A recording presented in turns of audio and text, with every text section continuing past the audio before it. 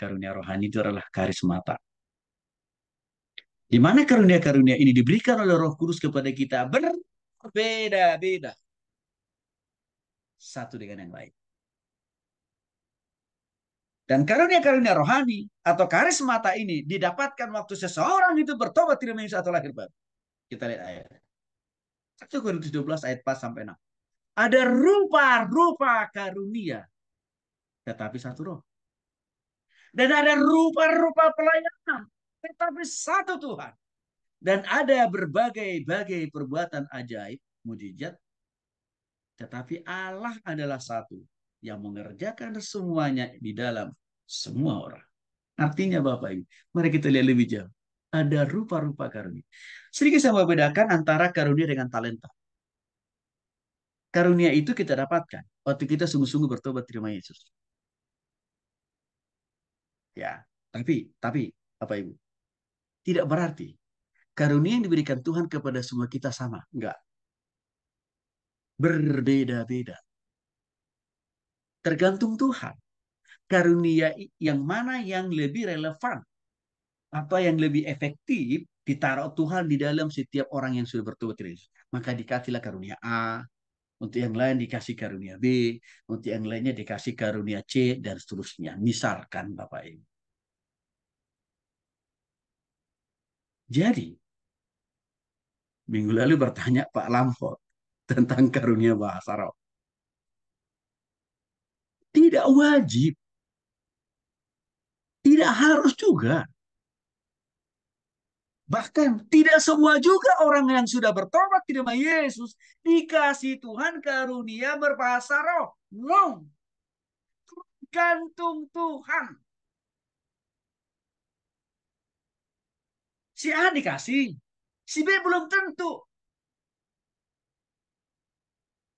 Bisa juga si A dikasih karunia berbahasa roh, tapi Tuhan tidak kasih dia karunia menafsirkan bahasa roh. Tapi menafsirkan karunia bahasa roh itu dikasih Tuhan kepada orang yang kedua, ketiga, keempat. Nanti akan kita lihat lebih jauh jenis-jenis karunia itu Bapak.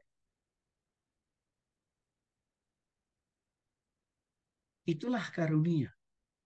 Sumbernya, misalnya dari mana? Dari Tuhan. Bukan dari Pak Gembala ya. Jangan salah lagi nih. Bukan ketua sinode. Yang memberikan karunia-karunia rohani ini. Ini di ayat ini. Berasal dan bersumber dari Allah yang satu kan Bapak Ibu. Dan dikerjakan oleh Allah yang sama juga. Jadi kalau ada ketua sinode memberikan, mencepratkan karunia-karunia kepada pendeta-pendeta di bawah sinodenya dia, wah, saya kira itu bertentangan dengan Alkitab tuh. Karunia itu bersumber dan berasal alias otoritas Tuhan langsung memberikan kepada orang per orang yang sudah sungguh-sungguh bertobat tidak secara pribadi dengan karunia yang berbeda-beda. Untuk mendapatkan karunia-karunia rohani itu nggak perlu buka pelatihan atau training sekolah mendapatkan karunia-karunia rohani, termasuk misalkan ikut training karunia bahasa roh. Nggak ada itu, nggak ada di Alkitab itu. Maka satu kesalahan bahkan satu kesesatan terbesar lah kalau ada gereja-gereja tertentu yang membuka pelatihan untuk mendapatkan karunia-karunia rohani dan bahkan juga untuk mendapatkan karunia-karunia berbahasa roh, itu ajaran sesat. Karena rupa-rupa karunia itu berasal dari Roh Kudus kok. Gimana bisa ke Pak Pendeta berhak memberikan karunia? Apalagi itu sinode. Dari Roh Kudus alias dari Allah Bapak Ibu. Itu karunia. Lalu apa yang dimaksud dengan talenta?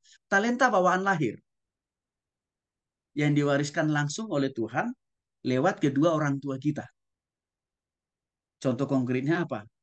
Ya, kalau orang tua kita, misalkan papa kita senang main bola, pastilah kita anaknya kecipratan, punya talenta untuk main bola. Contoh, itu talenta itu. Jadi kalau talenta warisan dari orang tua. Kalau karunia rohani dari Tuhan. Oke Bapak Ibu ya. Oke, baik. Jadi, nah, menarik lagi nih. Dan ada rupa-rupa pelayanan. Artinya begini, satu kesalahan besar. Kalau orang menghakimi gereja lain, denominasi lain, pelayanan lain, dan selalu dia menganggap pelayanannya paling benar. Dia nggak paham 1 Korintus 12 ayat 4 sampai 7. Ada rupa-rupa pelayanan. Itu juga bersumber dan berasal dari Tuhan dan dikerjakan oleh Tuhan yang sama.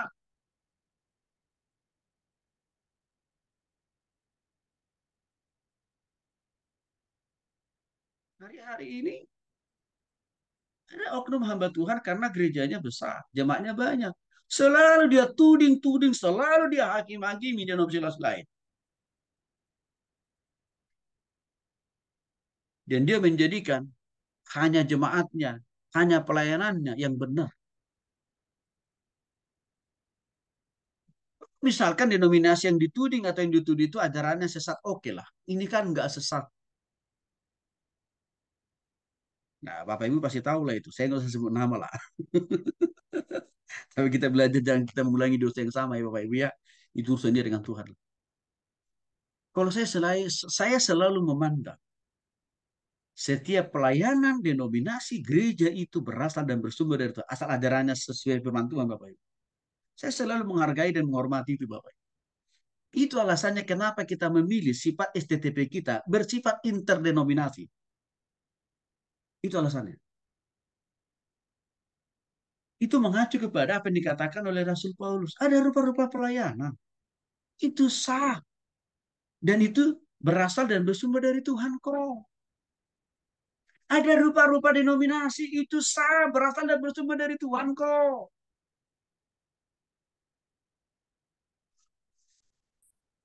Karena hari-hari ini terlalu banyak oknum-oknum hamba Tuhan selalu lebih sibuk apa? Tuding-menuding. Gereja orang lain. Bukannya sibuk cari jiwa. Kan gitu. Padahal Paulus bilang, banyak kok rupa-rupa pelayanan itu diizinkan Tuhan untuk kita lakukan. Jadi berhentilah kita saling tuding menuding, saling mempersalahkan. Kalau ajarannya masih sesuai dengan firman Tuhan kan begitu kan Bapak Ibu. Nah, ini filosofi ini rasanya kenapa SCT kita mengambil posisi bersifat interdenominasi. Oikumene. Sehingga Bapak Ibu yang berlatar belakang Katolik pun nyaman kok di SCT kita ini belajar. Nyaman. Dan juga Bapak Ibu dari denominasi yang lain. Ya, Bapak Ibu ya. Kecuali kalau ajarannya miring, sesat. Ah, udah pastilah. Itu perlu kita kritisikan Bapak Ibu. Nah, dan juga dikatakan ada berbagai-bagai perbuatan ajaib. Ini bicara tentang apa? Tuhan masih dan terus bekerja melakukan mujizat. Itu yang dimaksud perbuatan ajaib. Termasuk menyembuhkan orang sakit.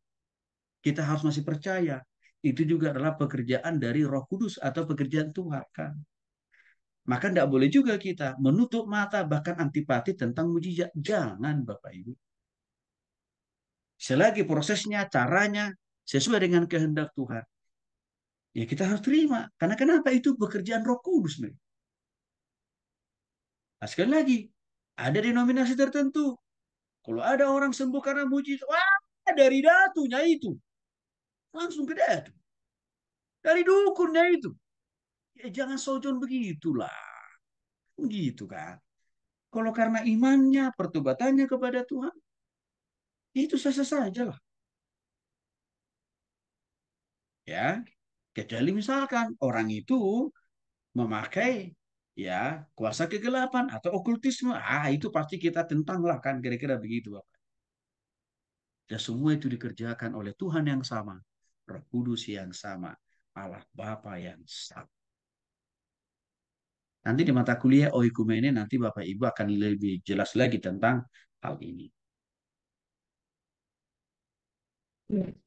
Mari kita lihat contoh jenis-jenis karunia yang Tuhan berikan kepada orang percaya yang sudah sungguh-sungguh bertobat terima Yesus atau lahir baru.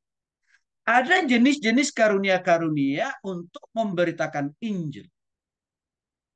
Ya, kita ambil dari 1 Korintus pasal 12 ayat 7 sampai 11. Kepada tiap-tiap orang, nah ini, kepada tiap-tiap perang, dikaruniakan penyataan roh. Penyataan roh itu berarti karunia roh, maksudnya dalam bahasa lainnya. Untuk kepentingan bersama. Nah ini nih. Artinya apa? Tuhan memberikan karunia yang berbeda-beda kepada setiap orang yang sudah bertobat lahir baru. Tapi karunia itu harus dipergunakan, harus dimanfaatkan untuk kepentingan bersama. Bersama di sini siapa? Kepentingan Tuhan. Gak boleh untuk kepentingan diri sendiri, atau kelompoknya sendiri, komunitasnya sendiri, atau gerejanya, denominasinya. Nggak boleh.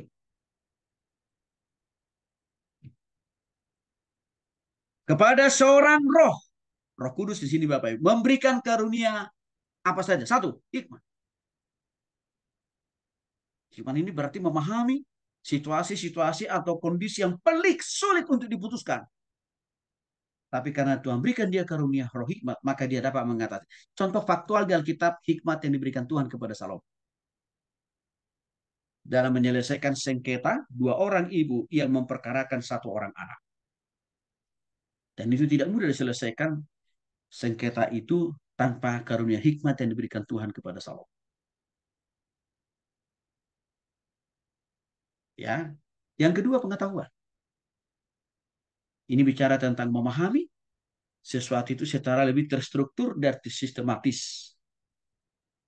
Yang berikutnya karunia iman. Mempercayai Tuhan. Ya, secara total dan dalam setiap situasi dan keadaan. Yang keempat, karunia menyembuhkan. Ya. Yang kelima, melakukan mujizat. Sedikit saya ulangi dulu karena menyembuhkan tadi ini saya sudah singgung tadi. Ya, kalau ada orang kita lihat sembuh dari sakit penyakitnya karena didoakan seorang hamba Tuhan, puji Tuhan kan. Ya, menyembuhkan di sini di samping bersifat jasmani bisa juga bersifat rohani dan juga bisa bersifat materi loh Bapak Ibu. Artinya apa? Usaha kita, kalau ada hamba Tuhan mendoakan usaha kita dan sembuh usaha kita sehingga Tuhan pulihkan, itu juga bagian dari kesembuhan. Mujizat. Ini bicara masalah hal-hal yang bersifat supranatural. Oke, yang berikutnya karunia bernubuat, menyampaikan pesan Tuhan. Tapi perlu Bapak Ibu ketahui, nubuat atau pesan Tuhan ini tidak boleh bertentangan dengan apa yang sudah tertulis dalam Alkitab. Contoh, ada ajaran sesat yang mengatakan, nggak usah jauh-jauh, saksi Yehova mengatakan Yesus itu bukan Tuhan. Itu kan nubuatan pendiri saksi Yehova, Joseph Smith. Itu kan bertentangan dengan firman Tuhan kan? Karena firman Tuhan katakan, Yesus itu adalah Tuhan kok. Maka itu namanya bukan nubuat, itu bukan karunia nubuat dari Tuhan itu. Atau contoh lain, ada ajaran sesat yang mengatakan Tuhan Yesus akan datang tanggal sekian, bulan sekian, tempatnya di tempat ini. Nah, itu pasti nubuatan, karunia nubuatan palsu itu. Kalau karunia nubuatan itu berasal dan bersumber dari Roh Kudus, tidak boleh melampaui daripada apa yang sudah Tuhan katakan. Artinya apa? Gak boleh memastikan Tuhan Yesus datang jam sekian, tahun sekian, di tempatnya di sini nggak bisa. Karena Alkitab katakan Tuhan Yesus pasti datang kok, tanpa kita ramal, tanpa kita perkirakan, pasti akan datang. Yang berikutnya membedakan bermacam-macam roh.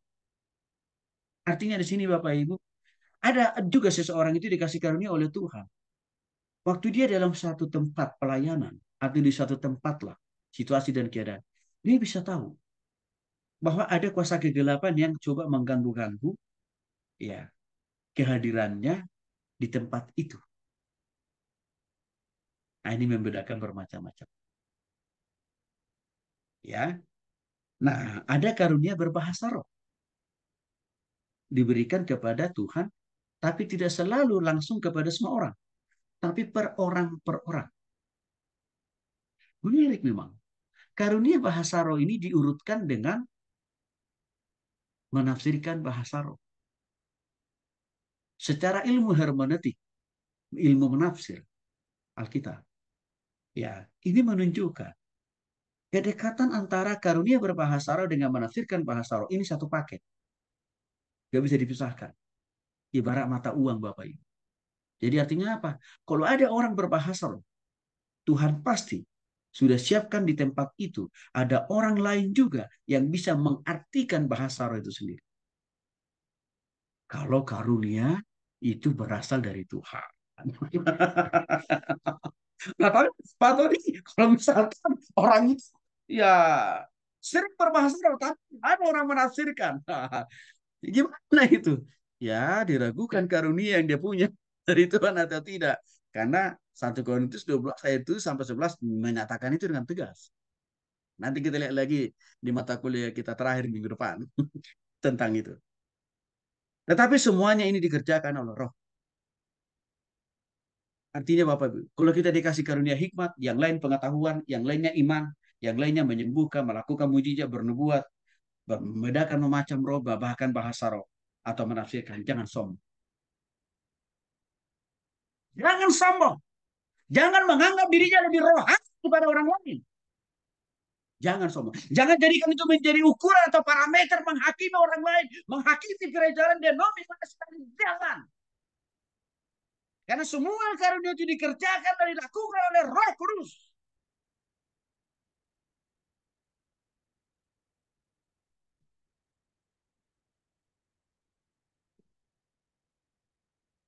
Bukan digunakan untuk kepentingan ego,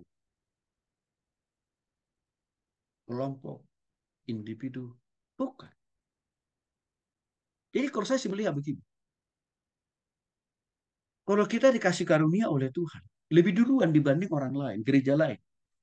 Maka harusnya tugas kita membantu gereja lain. Bagaimana memiliki, bagaimana mendapatkan pengalaman rohani seperti yang kita alami. Itu tugas kita. Untuk membangunkan Bapak Ibu ujung-ujungnya kan. Situ. Kalau saya lebih sifatnya di situ sebenarnya. Saya lebih posisinya di situ. Bukan menyalah-nyalakan orang gitu. Karena nggak produktif.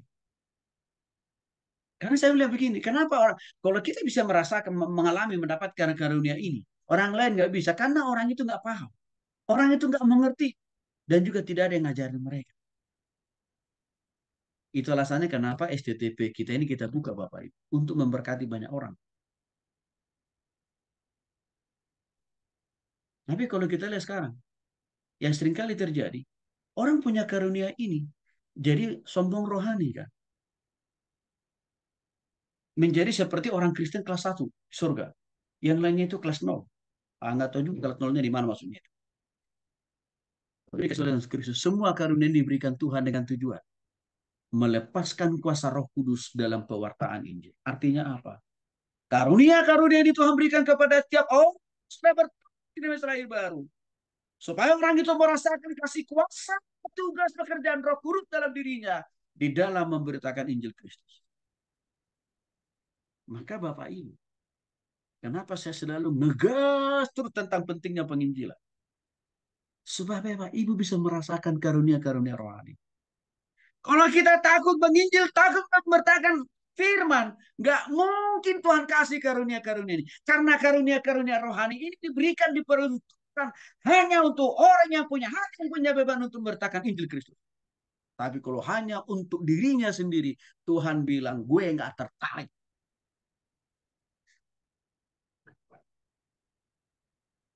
Beberapa karunia ini dengan anugerah Tuhan. Tuhan berikan saya. Dan juga Tuhan tambahkan dari karunia-karunia ini kepada saya. Karena saya konsisten dalam beritakan Injil, Pak. Karena saya konsisten membawa jiwa bagi Kristus.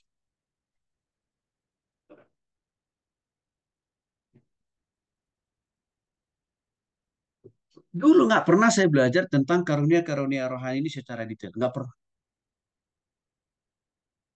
Tapi tiba-tiba saja dalam satu pengalaman rohani. Saya diberikan Tuhan kesempatan untuk apa? Karunia berbahasa roh, Bapak Ibu. Coba, orang Protestan bisa mendapatkan karunia bahasa roh. Tapi bukan karena saya orang Protestan doang. Tapi karena saya sudah bertobat pada Kristus.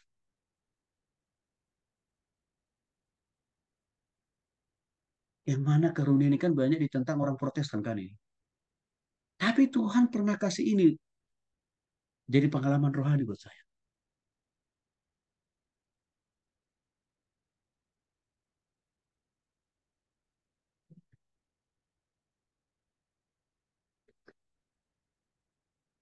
Demikian juga halnya dengan karunia menyembuhkan.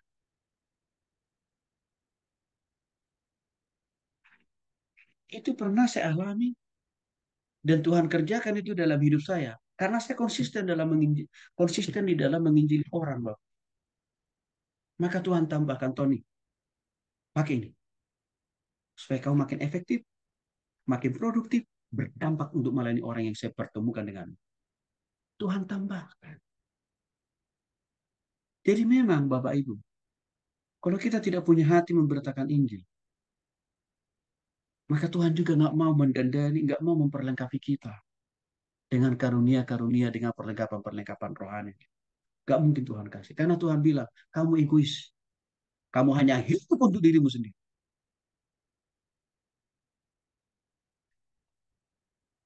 Tapi kalau kita memberitakan Injil, kalau kita melayani Tuhan, Tuhan pasti mau terus memperlengkapi, mendandani kita. Ditambahkan lagi karunia-karunia yang dua, ketiga.